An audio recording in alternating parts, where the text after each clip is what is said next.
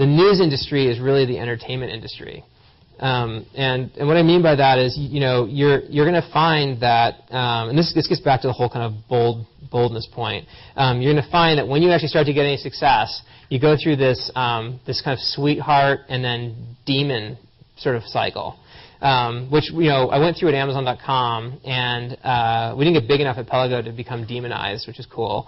But Groupon is clearly in the demon time, and I can't even really defend the company because we're in the quiet period simultaneously. By the way, that's the time when it comes out, when you just sit there and take the stones to the side of your head.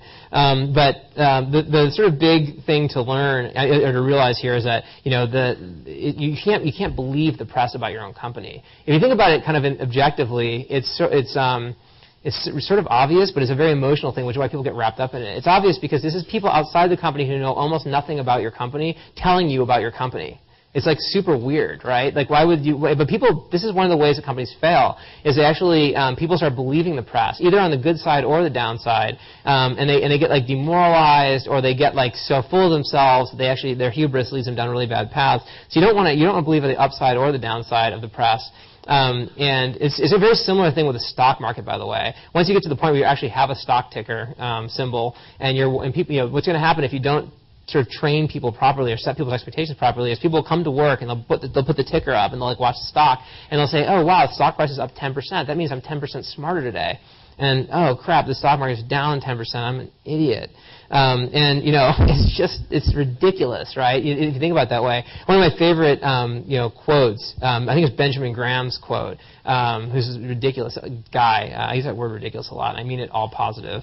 But he had this quote, which is in the short term, the stock market's a voting machine, and in the long term, it's a weighing machine. And I think that's super important to keep sort of your clear in your mind.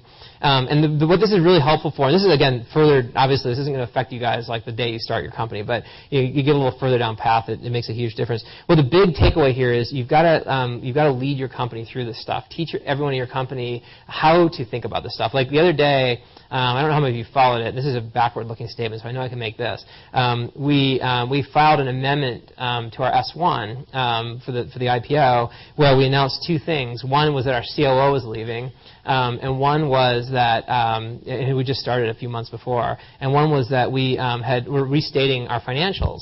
And I knew that the press was going to react super badly to all of this, even though there's actually no material information there at all.